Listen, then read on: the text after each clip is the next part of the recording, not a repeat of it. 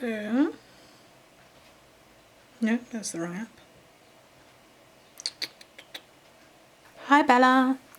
I was trying to find that tutorial that we talked about and I couldn't find the one that I wanted to find. And I thought that the easiest thing to do would be for me just to make a quick little video tutorial for you.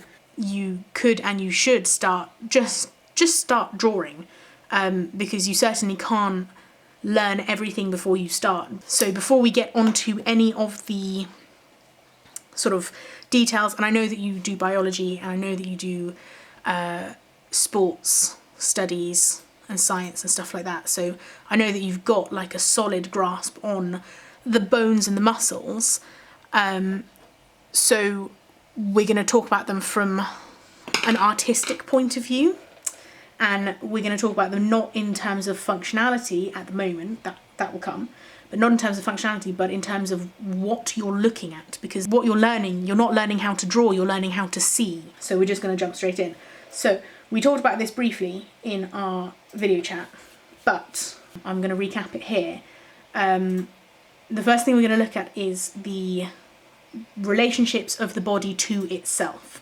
So the number one that I always use as an example when I'm talking to people is that the height from the dip of the collarbone, where the collarbones meet, to the top of the head, which is, and I'm going to do everything in rough because I'm just eyeballing everything, but this height is the same as this width. So this height and this width make more or less a square. And you'll notice that this our character has her arm up above her head, and that's to sort of show this idea that the length of the arm of the humerus from the ball to the elbow is also that same length. Now obviously you've got to keep in mind that you know, the top of where the collarbone isn't at the same height as the humerus, as the head of the humerus.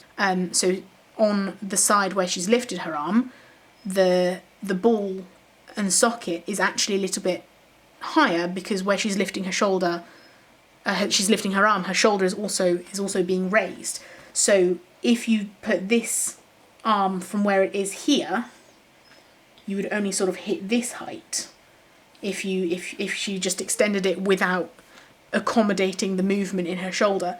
So we're not, when we say squares and when we say they're the same length, it doesn't mean that they're sort of attached to each other straight down. It's just that they're sort of roughly the same. This relationship is found again in the distance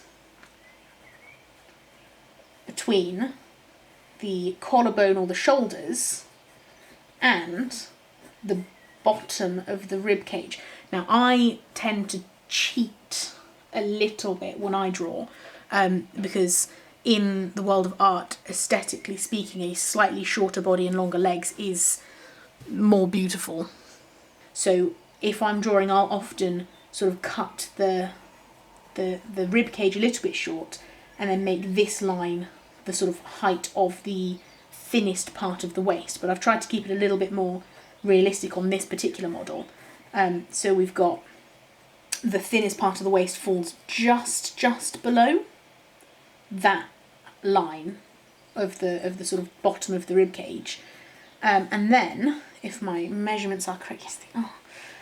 The last one is approximately the size, the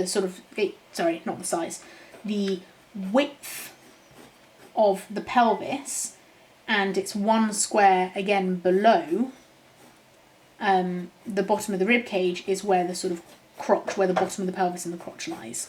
So here, when you're talking about drawing the upper body, and we'll get to the legs later because they're a different relationship, but when you're talking about drawing the upper body, if you want to really break it down into its simplest forms, you can say that you've got head and neck, bad drawings. Head and neck, rib cage, pelvis.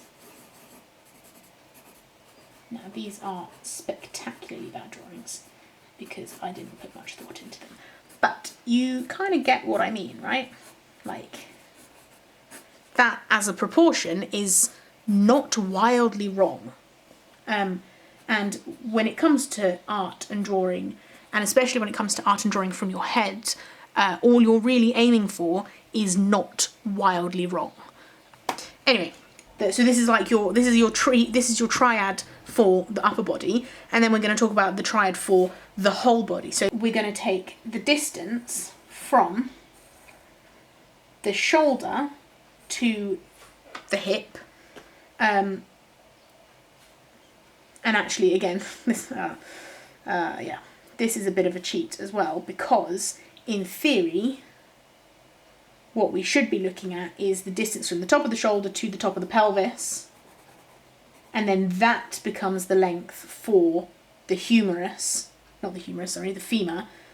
which is from the head of the femur, which is in the ball and socket, which is about midway down the pelvis, to the knee. I sort of take an average, I guess, and also again it's rough, it doesn't have to be perfect. I sort of take an average and I go a little bit below the down in the shoulder, and then into the top of the femur, the head of the femur, and then I use that and I sort of zhuzh it up a little bit from the top of the femur, because at this point I always just sort of eyeball it.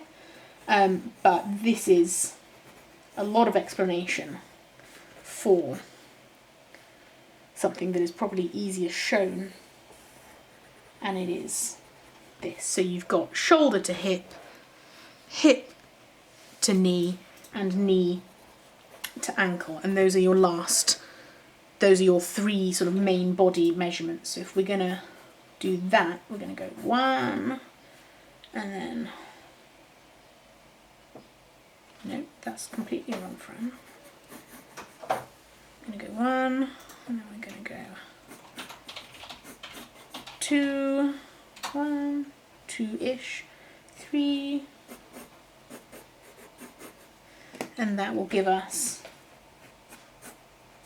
knee and ankle. Now, you'll notice that when I draw the femur, and this is obviously not an accurate drawing, but when I draw the femur, I'm drawing this sort of shape. And that is because, it's a bit more dynamic, but also when you are drawing in the muscles later on in your studies, this little part is relevant, because there's a particular point where you've got lots of muscles that sort of start from there and join from there. Anyway, it's all very interesting, and we will get there eventually. But once you've done this, once you've got these proportions, then you just throw in the foot, and the foot is, depending on if you're talking barefoot or wearing heels or whatever, the foot is normally, I just draw like a little triangle and just hope nobody looks at it. So the last thing that is that's worth mentioning is the second half of the arm, the lower part of the arm, which we haven't talked about, which is about, so you take your orange length, you take your upper torso triad length, and you've got the length of the upper arm, and then you've got the length of the lower arm, and it includes basically up to the thumb. So like, depending on how you're drawing your person, if you're drawing them with like very long, elegant hands, or like chubby little stuffy fingers, you're gonna, somewhere in this area is where that line is gonna fall. So on this one, I've drawn it sort of bang in the middle where the hand would fold, and then you just have the length of the fingers on top. And that length will normally come, if you stand up and if you sort of just let your hands hang down, your fingers are going to be touching sort of mid thigh. Now, if you're drawing someone who's very curvy, so if you're drawing someone who's got like a body like this, then obviously the hands are going to sit much higher up the body. And if you're drawing someone who is very, very thin and very, very skinny, then the hands will possibly hang a little bit lower, because you're going to sort of account for the volume, you know, the space that that the arms have to curve around. But I think that for the first kind of little breakdown, I think that is plenty. It's also worth trying to see past the sort of flesh and the meat and the fat and the muscle and everything that sits on them, because you'll find, you know, if you've got someone, especially if you're looking at sort of like, I don't know, Dwayne "The Rock" Johnson, just comes into my mind, his shoulders are going to sort of be somewhere out here.